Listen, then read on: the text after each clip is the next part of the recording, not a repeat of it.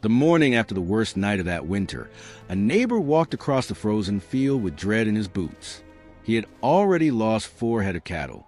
Another man 2 farms over had lost 7. The cold had come fast, faster than anyone expected, and it had not been merciful. But when he reached the far edge of the valley and looked toward her property, he stopped. He stopped and stared. The animals inside her shelter were standing, moving, breathing visible clouds of warm air into the pale morning light. Not huddled, not shivering, standing. He couldn't explain it. The temperature had dropped to 4 degrees Fahrenheit minus 16 degrees Celsius that night. The kind of cold that finds every gap, every thin wall, every poorly placed door. His barn, built by experienced hands with good timber, had become a frozen box. Hers, a low curved structure that looked like something halfway between a haystack and a tent, had not. No one had taken her seriously when she built it. That won't hold snow. The frame will collapse by December. She doesn't know what she's doing. They said those things out loud, in daylight, while she worked. What they didn't say, what they couldn't yet understand, was that she wasn't just building a shelter. She was solving a problem that most of them hadn't even recognized as a problem yet. The secret wasn't in the walls. It wasn't in the bedding or the feed or the number of animals packed inside for warmth. The secret was in a decision she made before a single post was driven into ground. A decision about shape, about airflow, about how cold actually moves through a structure on a windswept plain in the dead of winter.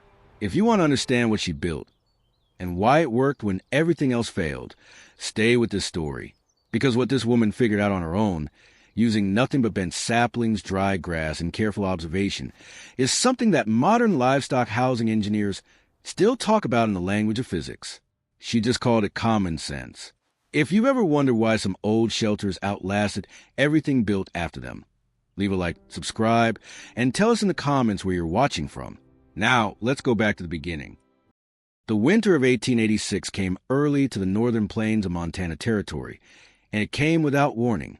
By the second week of November, local accounts described temperatures already dropping below 10 degrees Fahrenheit minus 12 degrees Celsius at night. Settlers who had arrived during the mild summers of the early 1880s had built their confidence alongside their barns. Thick log walls, heavy timber roofs, wide doors to move hay and equipment. They believed they had prepared. They believed wood and labor were enough. They were wrong. What struck the region that season was not simply cold. It was a particular combination of conditions that exposed every structural flaw in every building on the plains. Temperatures that plunged to minus 20 degrees Fahrenheit minus 29 degrees Celsius or lower for days at a stretch. Relentless northwestern winds that stripped heat from any surface they touched, and a pattern of freeze-thaw-freeze that cracked mortar, warped green timber, and turned hard-packed earth floors into uneven, icy ground. The wind was the real enemy. A still cold of minus 10 degrees Fahrenheit minus 23 degrees Celsius is brutal but manageable. At a sustained 25-mile-per-hour wind, and the effective chill on an exposed animal or an under-insulated wall becomes something closer to minus 35 degrees Fahrenheit minus 37 degrees Celsius. Cattle, unlike horses, do not pace or generate much body heat through movement when distressed. They stand, they huddle, and when a barn's walls cannot hold a thermal buffer between the animal and the outside air, they begin to fail quietly, first losing weight rapidly as their bodies burn energy just to maintain core temperature, then becoming susceptible to respiratory illness, and finally, in the worst cases, simply not surviving the night. Oral accounts from the Judith Basin area describe ranchers losing between 15% and 40% of their herds that winter, not in a single dramatic event, but in a slow, grinding attrition that lasted from late November through early March. Every morning brought a new count. Every morning the number was smaller. The barns themselves were not poorly built by the standards of the time. Most followed a common template. A rectangular structure of notched logs or rough-sawn planks, a pitched roof to shed snow, and a wide central aisle flanked by stalls. They were solid. They were familiar.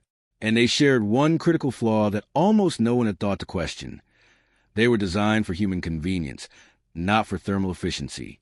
Wide doors let in blasts of Arctic air every time a rancher entered to feed or water the animals. Tall interior volumes meant that warm air, what little the animals generated, rose immediately to the ceiling and was lost. Flat vertical walls offered no aerodynamic resistance to wind, which pressed against every surface and conducted heat outward through every inch of timber, and a rectangular footprint, efficient for organizing space, turned out to be one of the least thermally stable shapes of structure on an open, windy plain could have. Nobody had designed these barns to fight the wind. They had designed them to contain animals. In a normal winter, the difference didn't matter much. In the winter of 1886, it was a difference between a herd that survived and one that didn't. It was into this landscape, this slow, grinding emergency, that one woman's unconventional shelter began to attract very uncomfortable attention. Her name was Nora Caldwell. She was 31 years old, widowed 2 years prior, and running a modest operation of 14 cattle on a claim about 6 miles southeast of the settlement at Lewistown. She had no hired hands. She had no experienced builder to advise her.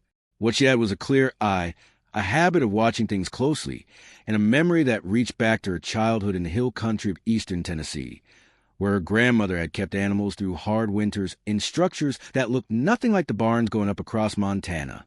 She had started building her shelter in September. By the time the cold arrived in November, what stood over her cattle pen had already become the most talked about and most ridiculed structure in the valley. Nora Caldwell had not come to Montana territory with a plan to challenge anyone's ideas about construction.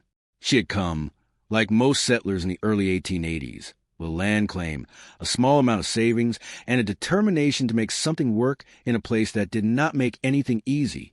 Her husband, Reese Caldwell, had died in the spring of 1884, a fever that moved through the settlement quickly and without discrimination. He left behind 14 cattle, a modest log house, a set of basic tools, and a claim that Nora had every legal right to hold and to work. The neighbors assumed she would sell. Most widows in her situation did.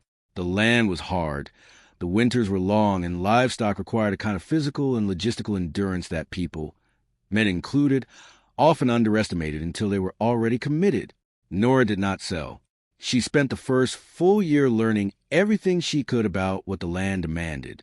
She talked to the meatist traders who passed through in the fall, men who had wintered on the northern plains for generations and who spoke about shelter and cold with matter-of-factness that most settlers found unsettling. She watched how the cattle themselves behaved on cold nights, which corners of the existing pen they drifted toward, which walls they pressed against, where the wind hit them first and where it didn't. She watched the snow, not where it fell, but where it settled, where it drifted, and, critically, where it did not drift at all. There was a low, rounded ridge about a quarter mile from her property. After a heavy snowfall followed by strong wind, that ridge was scoured nearly bare on one side and deeply drifted on the other. The shape itself was deflecting the wind. The snow was collecting where the airflow slowed, not where the wind was strongest. She filed that observation away and said nothing about it to anyone.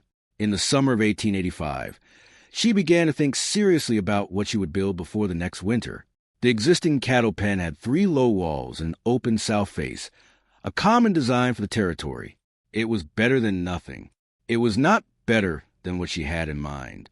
Local accounts suggest she spent several weeks cutting and curing young willow and cottonwood saplings from the creek bottom on her property, flexible, lightweight stems between 1 and 2 inches in diameter, selected specifically because they could be bent without splitting. Her neighbors noticed the piles of cut saplings curing near her house and asked what she was building. A cover for the pen, she told them. A cover. One of them reportedly repeated, with the tone of someone who has just heard something they are not sure they understood correctly. She did not elaborate. By late August, she had driven a series of short, sturdy posts in the ground along both long sides of the cattle pen, not at the corners in the conventional way, but in a continuous row, spaced roughly 4 feet apart. She then began the process of bending the cured saplings over the pen in a series of parallel arches, lashing each one at the base of the post with strips of rawhide, and at the peak to a central ridgeline pole. The result, as the frame took shape, was something that resembled the skeleton of an overturned boat, a continuous curved surface running the length of the pen, rising about 7 feet at the center. It looked, to every person who saw it, completely wrong. The experienced builders in the settlement, Men who had put up dozens of log structures across the territory came by to look and to offer their assessments. The frame was too light, they said. It would collapse under snow load by January. The curved shape was impractical. You couldn't stack hay against curved walls, couldn't hang tools, couldn't partition the space efficiently. And where were the real walls? The thing had no walls. What was she thinking? Nora listened to all of it. She thanked them for their concern, and then she went back to work. What her critics were evaluating was the frame. What they were failing to see, because she hadn't finished yet, was the principle. The arch form was not a structural compromise. It was a deliberate aerodynamic decision. A curved surface does not catch wind the way a flat wall does. It redirects it. Wind striking a rounded surface flows around and over the structure rather than pressing directly into it, which means far less heat is conducted outward to the walls under wind pressure. She had watched the ridge deflect the wind all winter. She was building a ridge. But that was only the beginning of what she understood. The cover material she chose and the way she layered it was the part that would take everyone by surprise. And by the time they understood it, the worst storm of the decade was already on its way.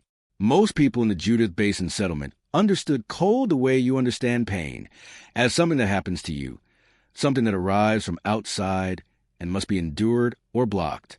You built a wall against it. You fed a fire against it. You wore more layers against it. Cold was an aggressor, and the only response was resistance. Nora Caldwell understood it differently. She had grown up watching her grandmother manage a small farm through the hard winters of the Tennessee Hill Country, and what she remembered most was not the firewood or the heavy blankets. It was the way her grandmother talked about air. Warm air moves, she used to say. It doesn't stay where you put it unless you give it a reason to. That observation, filed away in childhood, had never seemed more relevant than it did now. Standing in the middle of Montana winter, watching 14 cattle burn body heat into a barn that gave them almost nothing back. The problem with a conventional rectangular barn was not simply that it was cold. The problem was that it was thermally wasteful in a very specific and preventable way. Cattle generate a meaningful amount of body heat.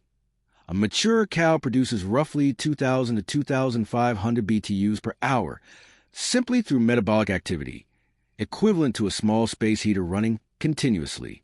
In a well-sealed, appropriately sized structure, the combined output of a dozen or more animals can raise the interior temperature significantly above the outside air, sometimes by 20 degrees Fahrenheit, 11 degrees Celsius or more, even without any supplemental heating. But that only works if the structure is designed to capture and hold that heat. The tall, rectangular barns of the Montana frontier were not. Their vertical walls created a thermal dynamic that worked directly against the animals inside. Warm air, being lighter than cold air, rises. In a structure with a high, flat ceiling, that warm air, generated at animal height, between 3 and 5 feet off the ground, would rise immediately, accumulate near the roof, and find its way out through every gap in the timber, the spaces between logs, the joints around the door frame, the seam where the roof met the walls. Meanwhile, cold air, denser and heavier, settled along the floor, exactly where the animals stood and lay. The cattle were, in effect, heating the ceiling of their own barn while standing in a layer of cold air that hugged the ground. Nora had noticed this without having the vocabulary to describe it in those terms. What she noticed was simpler and more direct. On the coldest nights, when she went into the pen before dawn to check on the animals, the air near the floor was always colder than the air at her shoulder height. The cattle's breath rose in thick plumes and disappeared somewhere above her. The warmth was going up and out. It was not staying where the animals were. She also noticed something about the wind that most people overlooked entirely. The settlers talked about wind as a force that made you cold, and it did, of course, but what Nora observed was that wind did something more specific and more destructive to building. It created pressure differentials. When a strong wind pressed against the flat face of a barn wall, it pushed cold air through every gap and crack on the windward side, while simultaneously drawing warm interior air out through gaps on the leeward side. The barn was not just losing heat through conduction, through the walls themselves. It was being actively ventilated by the wind. Its warm air replaced continuously with cold outside air, even with the doors shut. A curved structure, she reasoned, would behave differently. Wind striking a rounded surface doesn't stop and press. It flows. It curves around the obstacle and rejoins itself on the other side, creating a zone of lower pressure and relative calm directly against the structure's surface. Less pressure differential meant fewer air exchanges between inside and outside, less infiltration of cold air, less loss of the warmth the animals were generating. She had also thought carefully about the interior volume. The arch frame she was building would create a space that was widest at the base, where the animals stood, and narrowed toward the peak. Warm air rising from the cattle would still rise, but would be slowed and redirected by the curved ceiling, which angled it back down toward the walls rather than allowing it to pull a flat peak and escape. The geometry itself would act as a kind of passive heat trap, keeping the warmest air closer to the animals for longer before it found its way out. None of this had been written down anywhere she had access to. No agricultural extension pamphlet described it. No experienced builder in the valley had articulated it. She had assembled it herself, from observation, from memory, and from a willingness to think about the problem from the perspective of the air rather than the perspective of the builder. What she still needed was the right covering material. And here, too, she had made a choice that no one around her understood. Yet, by early September of 1885, the arched sapling frame stood complete over Nora's cattle pen, and the settlement had run out of polite ways to express its skepticism. The structure was approximately 28 feet long and 14 feet wide at the base, with a central peak rising to about 7 feet. The frame itself, a series of parallel willow and cottonwood arches lashed to a central ridgepole, was light enough that Nora had erected it largely on her own, with occasional help from her nearest neighbor's teenage son, who oral accounts described as being genuinely curious about the project in a way that most of the adults were not. The posts driven into ground along each side of the pen were set at a depth of roughly 18 inches, enough to anchor the arches against lateral wind load without requiring the heavy foundation work that a log structure would have demanded. The frame alone weighed a fraction of what a comparable log barn would have. That lightness was not a weakness. It was a feature. The arch geometry distributed the load of the covering material and any accumulated snow along the curve of each rib rather than concentrating it at vertical joints and corners, which was where conventional timber frame structures most often failed under heavy snow. A well-proportioned arch does not collapse under vertical load the way a flat beam does. It converts that load into compression along its length, which the bent sapling, remarkably strong in compression along its grain, could handle without the need for massive cross-sections of timber. If you have ever watched someone try to break a green sapling by bending it, you already understand part of what Nora understood intuitively. The same material that snaps under a sharp impact or a point load becomes nearly indestructible when the force is distributed evenly along its curve. She had selected her saplings carefully, choosing stems that were straight-grained, free of knots, and harvested in late summer when the wood had enough moisture to bend without fracturing, but enough lignin development to hold its shape once set. Each arch was bent gradually over several days, weighted at the tips until wood accepted the curve without protest. If you're finding the story as useful as we think you will, hit the like button, subscribe, and drop a comment telling us where you're watching from. It helps more people find this kind of history. Now, the covering. This was the part that drew the most criticism, and later, the most careful attention. Rather than covering the frame with planks, canvas, or a single layer of any material, Nora used a layered system that she assembled from what she had available on the claim and what she could trade for at the settlement store. The first layer, laid directly over the sapling ribs, was a thatching of dried prairie grass, the same bluestem and grama grass that grew abundantly across her property and that she had cut and bundled in late August before the first frost. She laid the grass in overlapping rows from the base of the arch upward, in the same direction that water would shed off a roof, with each bundle overlapping the one below it by roughly 6 inches. The total thickness of this grass layer, once tamped and settled, was between 3 and 4 inches. Prairie grass, properly dried and densely packed, is a surprisingly effective insulator. The individual stems trap dead air between them, and dead air, unable to circulate, is one of the best thermal insulators that exists in nature. A 3-inch layer of dry, tightly packed grass can have an insulating value roughly comparable to a standard modern fiberglass bat, not because grass has any special thermal properties, but because of the air holds still. The principle is identical to what makes a down jacket warm, or a wool blanket, or the layered fur of an animal built for cold climates. It is never the material itself that insulates, but the air that the material immobilizes. Over the grass layer, Nora applied a second covering of green sod, cut from the prairie in thick slabs about 4 inches deep, laid grass side down over the thatching. The sod served a dual purpose. Its weight compressed and stabilized the grass beneath it, preventing the wind from working its way under the thatching and displacing it. And the soil itself added thermal mass, the capacity of a dense material to absorb and slowly release heat. For inches of compacted prairie soil across a 28 by 14-foot surface represented somewhere between 3,000 and 4,000 pounds of earth. That earth would absorb the warmth generated by the cattle during the day and radiate it back during the coldest hours of the night, acting as a slow, passive heat reservoir with no fuel cost whatsoever. The total wall, grass plus sod, was between 6 and 8 inches thick along the curved surface, thinning slightly toward the peak.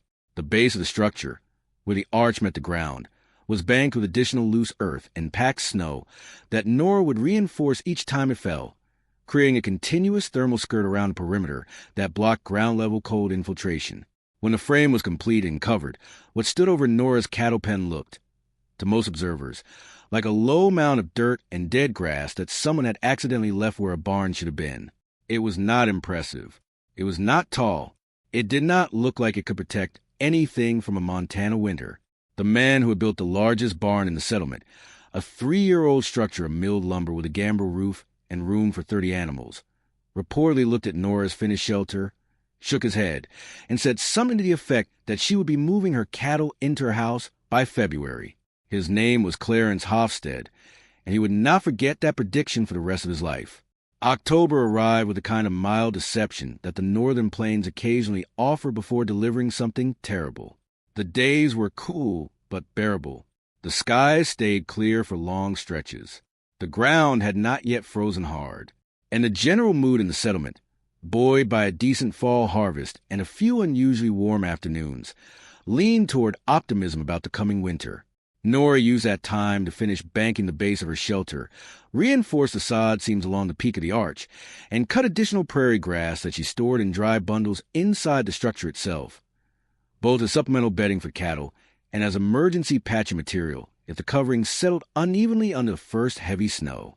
She also cut and fitted a low door frame into the south-facing end of the shelter, a narrow opening, barely wide enough for one animal at a time, covered with a heavy curtain of layered burlap, sacking weighted at the bottom with a strip of iron. The opening was intentionally small. Every inch of open doorway is a thermal breach, and she had no intention of building a large door simply because large doors were conventional. This detail, the small curtained entrance, drew a specific and pointed critique from Clarence Homestead, who had come by again in early October on what local accounts suggest had become a semi-regular ritual of inspection and disapproval. A proper bar needed a proper door, he told her, wide enough to bring in a hay wagon if necessary, wide enough to move an animal out quickly in an emergency. What she had built was a burrow, not a barn. You couldn't work in there. You couldn't manage your animals properly. What happened when one of them went down and you needed to get her out? Nora's response, as recalled by the neighbor's son who was present that afternoon, was measured and direct. She told Hofstede that her animals were not going to go down, and that the door was exactly the size it needed to be. She then asked him, without particular hostility, how much heat he estimated came in through his barn's main door every time he opened it to feed in the morning. Hofstede did not have an answer for that. Most people didn't, because most people had never thought to ask the question. He was not alone in his skepticism. The settlement's most experienced homesteader, a Norwegian-born farmer named Ed Vardbrunn, who had been working the Montana plains since 1878 and whose opinion on construction matters was generally treated as authoritative, stopped by in mid-October and delivered a more technical assessment. The sod covering, he said, would be too heavy for the sapling ribs by midwinter. As the soil absorbed moisture from snow and freeze-thaw cycles, its weight would increase substantially. The willow arches, which looked adequate now, would deflect under that load and eventually buckle. He had seen sod roofs fail on structures built with far heavier framing than what Nora was using. It was a legitimate concern, and Nora knew it. What Brunn did not know, because she had not explained it, was that the arch geometry she had used distributed that vertical load very differently than a flat roof or conventionally framed pitch roof. A true arch converts vertical force into lateral compression along the curve of the rib, transferring the load to the ground to the base post rather than concentrating it at the center span. The same shape that allows a stone arch bridge to carry the weight of wagons and livestock across a river gap was doing the same work here, at a much smaller scale, in bent willow. The ribs would not buckle the way Brun expected, because they were not carrying the load the way a flat beam would. She thanked him for his concern. She did not explain the geometry. She went back to work. By the first week of November, the shelter was complete. The cattle had been moved in. The burlap curtain hung across the entrance. The banked earth and sod skirt ran continuously around the perimeter, from a distance of 50 yards. The structure looked less like a building and more like a natural feature of the landscape, a low, rounded swelling in the earth that might have been a hill or a large snowdrift or nothing in particular. Inside, the temperature was already noticeably different from the outside air. On a calm night with thermometer reading 18 degrees Fahrenheit minus 8 degrees Celsius outside, the interior of the shelter, warmed only by the body heat of 14 cattle and the thermal mass of the sod covering, held at approximately 30 degrees Fahrenheit minus 1 degree Celsius. A 12-degree buffer on a calm night, on a windy night. The difference was likely larger, because wind was precisely what the curved exterior was designed to deflect.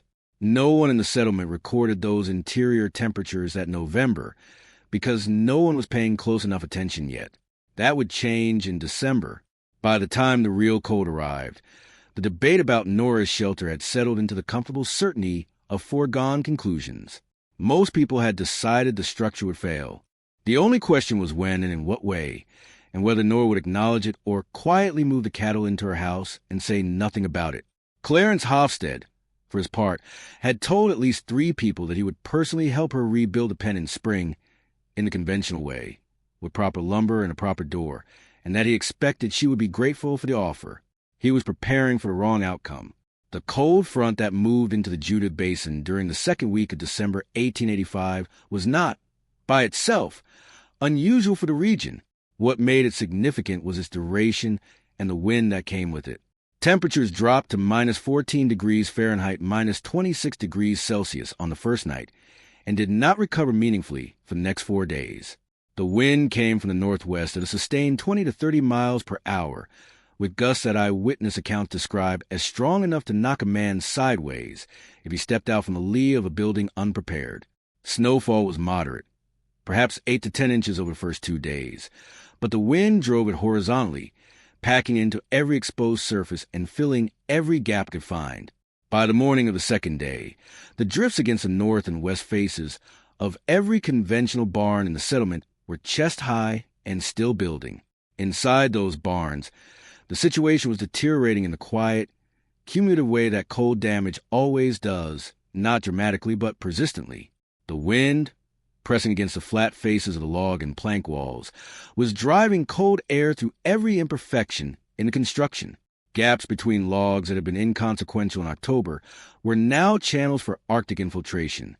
The wide, conventional doors, even when braced and latched, leaked cold around their frames at a rate that kept the interior temperature tracking uncomfortably close to the outside air. Animals in the larger barns had the benefit of numbers, their collective body heat providing some baseline warmth. But the thermal envelope of the structures could not hold that warmth against the sustained wind pressure. Edvard Brun's barn, which housed 11 cattle and was considered one of the more solidly built structures in the area, held an interior temperature of approximately 12 degrees Fahrenheit to 15 degrees Fahrenheit, minus 11 degrees Celsius to minus 9 degrees Celsius, during the worst hours of the second night, only 2 to 3 degrees above the outside air at that point, with the wind as the governing factor. The animals were alive, but they were burning through their fat reserves at a rate that would leave them vulnerable for the rest of the winter even if the cold broke soon. 2 of Hofstede's cattle, in the large gambrel-roofed barn he had been so confident about, were showing signs of serious cold stress by the morning of the third day. Standing hunched, reluctant to move, their rumen slowing as the cold forced their bodies to redirect blood flow away from digestion and toward core temperature maintenance. Nora's shelter presented a different picture entirely. On the morning of the second day, the worst of the 4-day cold event, She pushed through the burlap curtain before first light to check on her animals. What she found was this: 14 cattle standing quietly, several of them actively chewing cud, none of them showing the hunched, withdrawn posture that signals thermal distress. The interior air was close and warm with the smell of hay and animal breath. She could feel the difference within 2 steps of entering. Her thermometer, a simple mercury instrument she kept hanging from one of the interior ridgepole lashings, read 28 degrees Fahrenheit minus 2 degrees Celsius.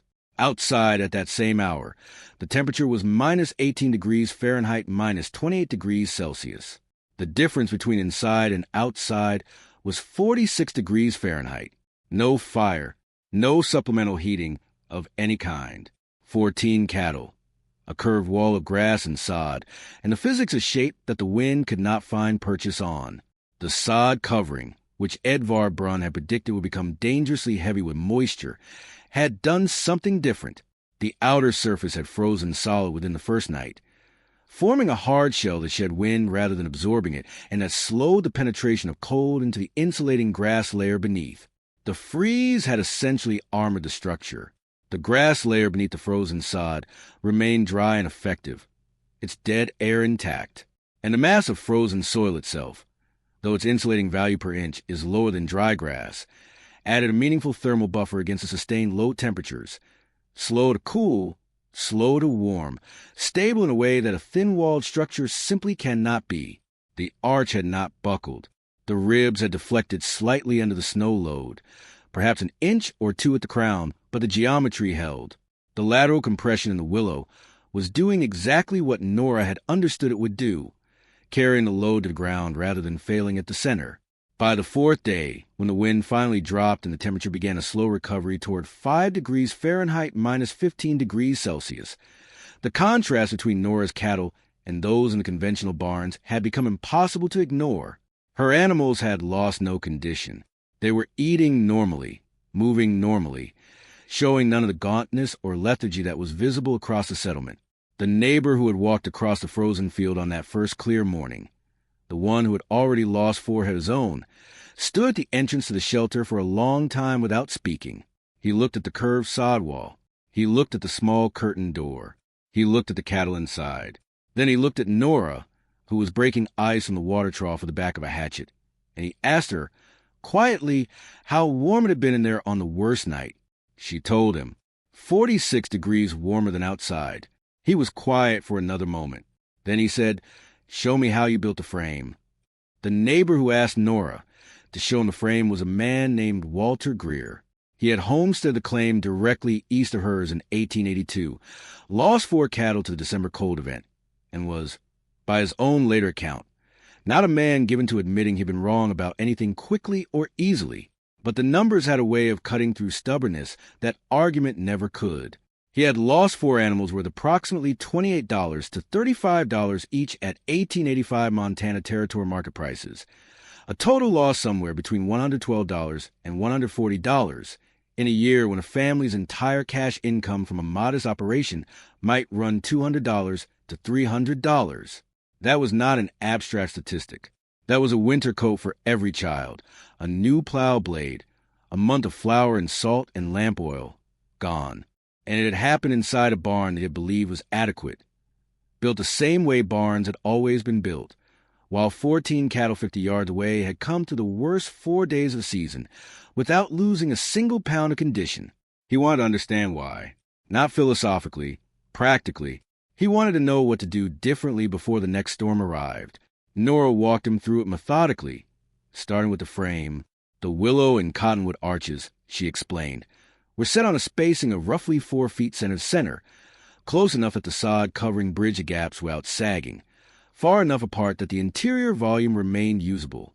Each arch rose from a base width of 14 feet to a peak of 7 feet, giving the interior a height-to-width ratio of exactly 1 to 2. That proportion was not arbitrary.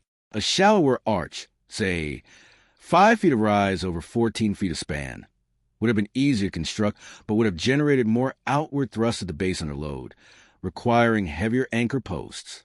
A steeper arch would have increased interior height unnecessarily, creating more air volume for the cattle's body heat to warm.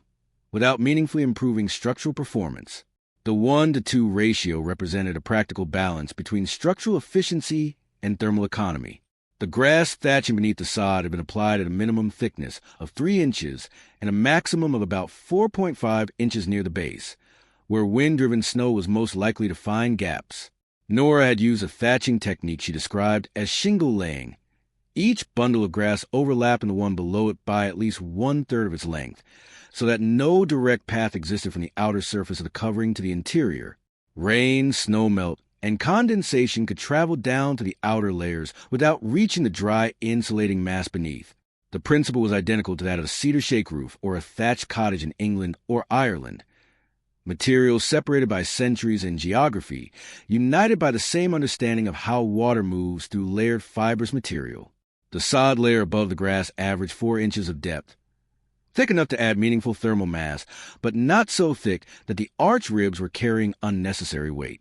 At an estimated density of 80 to 90 pounds per cubic foot for compacted prairie sod, the total weight of the earth covering over the full structure ran somewhere between 3,200 and 4,000 pounds. That was a significant load. What made it manageable was the arch geometry, which converted that vertical weight into compression along the curve of the ribs and transferred it cleanly to the anchor posts and the frozen ground below. The willow, strong in compression and stabilized by the cold into something approaching the rigidity of cured timber, carried that load without measurable distress. Walter Greer listened to all of this without interrupting. Then he asked the question that was really on his mind. What had the temperature differential actually been, night by night, over the 4-day cold event? Nora had kept records. She had checked her interior thermometer each morning before dawn, the coldest point of the diurnal cycle, and again at midday, and compared those readings against the outdoor thermometer mounted on the north face of her house.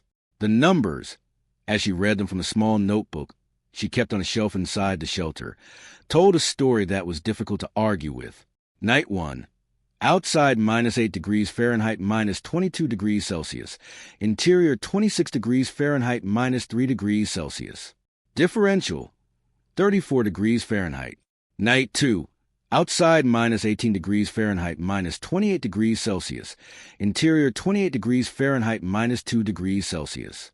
Differential 46 degrees Fahrenheit. The wind had been strongest that night, and the sod exterior had frozen completely solid, which appeared to have improved rather than degraded performance. The frozen shell was acting as a near-impermeable wind barrier over the insulating grass layer beneath. Night 3. Outside -15 degrees Fahrenheit, -26 degrees Celsius. Interior 27 degrees Fahrenheit, -3 degrees Celsius. Differential 42 degrees Fahrenheit. Night 4. Outside -6 degrees Fahrenheit, -21 degrees Celsius. Interior 31 degrees Fahrenheit, -0.5 degrees Celsius. Differential 37 degrees Fahrenheit, as the thermal mass of the sod began slowly tracking the recovering exterior temperature. The average interior to exterior temperature differential across the 4 worst nights of that cold event was approximately 40 degrees Fahrenheit, achieved with no supplemental heat source, no additional bedding beyond what was standard for season, and no structural modification once the storm had begun. For comparison, Edvard Brunn's barn, housing 11 cattle in a well-built log structure, had maintained an interior temperature approximately 2 to 4 degrees above the outside air during the worst nights, a differential that offered almost no thermal protection for the animals. Hofstede's gambrel roof barn had performed somewhat better, with an estimated differential of 8 to 12 degrees Fahrenheit, attributable partly to the larger number of animals and partly to the fact that a gambrel roof, with its curved upper section, shed wind somewhat more effectively than a fully flat-pitched roof. But even that performance fell far short of what Nora's curved sod shelter had achieved. The wood consumption figures were equally striking. Brunn had burned through approximately 1.4 cords of split firewood during the 4-day cold event, attempting to supplement his barn's temperature with a small cast-iron stove, roughly $4.50 to $6 worth of fuel at territory prices, plus the labor of splitting, hauling, and tending it through the night. Hofstede had burned a comparable amount. Nora had burned nothing. The shelter required no fire. The cattle's own metabolic output, contained and conserved by the sod shell and the arch geometry, was sufficient to maintain interior temperatures well above the freezing point of water throughout the event. Walter Greer looked at the notebook for a long moment. Then he looked at the shelter. Then he said something that local accounts record as the most honest thing anyone in the settlement said that winter. "I built the wrong barn." By the following spring, 3 families in the Judith Basin settlement had built curved sapling shelters for their livestock, following the general principles of Nora's design with variations adapted to their own available materials and herd sizes. Walter Greer built his first, completing it before the ground thawed enough for planting. He had decided, after the December cold event, that he was not willing to go into another winter with a rectangular barn and a cast-iron stove as his only insurance against losing animals.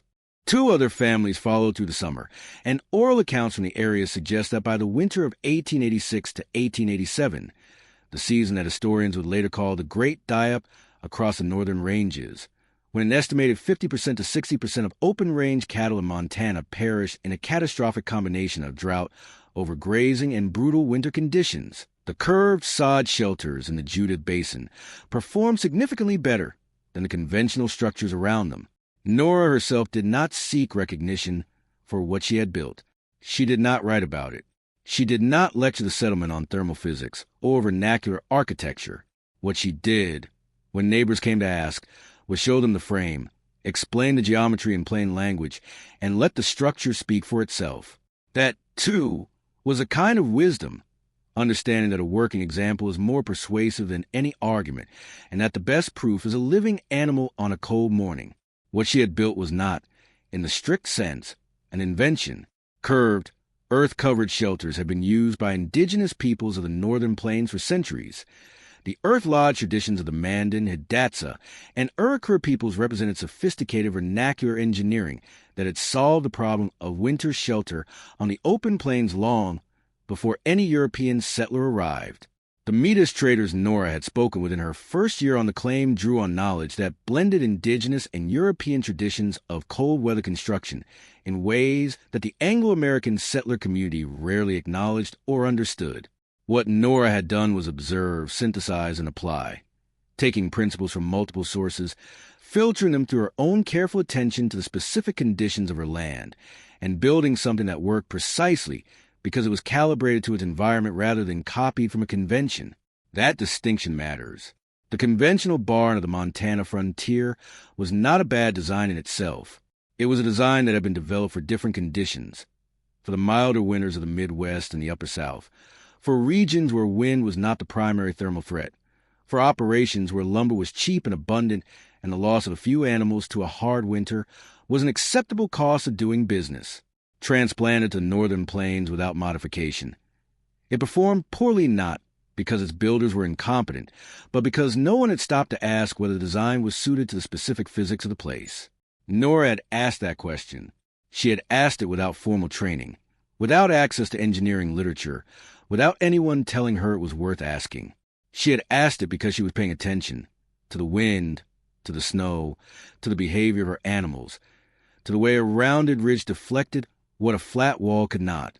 The physics she was working with were the same physics that would later be formalized in building science textbooks. Thermal mass, convective air movement, aerodynamic pressure differentials, insulation through immobilized air. She did not have those words. She had the concepts, expressed in bent saplings and dry grass and a narrow curtain door that kept the cold where it belonged. Outside, there is a particular kind of intelligence that the frontier demanded and that formal education of the era rarely provided. The ability to look at a real problem in a real environment and work backward from what the problem actually was rather than forward from what the conventional solution happened to be. Nora Caldwell had that intelligence in abundance. So did the Metis traders. So did the Mandan Earth Lodge builders whose traditions preceded her by generations. So did the countless unnamed women and men across the history of cold climate settlement who figured out, through observation and necessity, how to make a structure work with what the land provided rather than what a catalog offered. Most of what they learned was never written down. It was passed from hand to hand, demonstrated rather than described, practiced, and then forgotten when the next generation decided that modern materials had made the old knowledge irrelevant. Some of it was lost permanently when the communities that held it were displaced or dispersed. what survived in fragments, in old accounts, in standing structures that outlasted their builders, in the memory of people who paid attention, is worth more than it is usually given credit for. The winter of 1886 eventually broke, as winters always do. The cattle Nora had protected came through it in good condition. The animals that had struggled in conventional barns recovered slowly through the spring, some of them never fully regaining the weight they had burned through during the worst weeks of December. The settlement rebuilt, replanted, and went on, as frontier communities always did, with the particular resilience of people who have no margin for prolonged despair.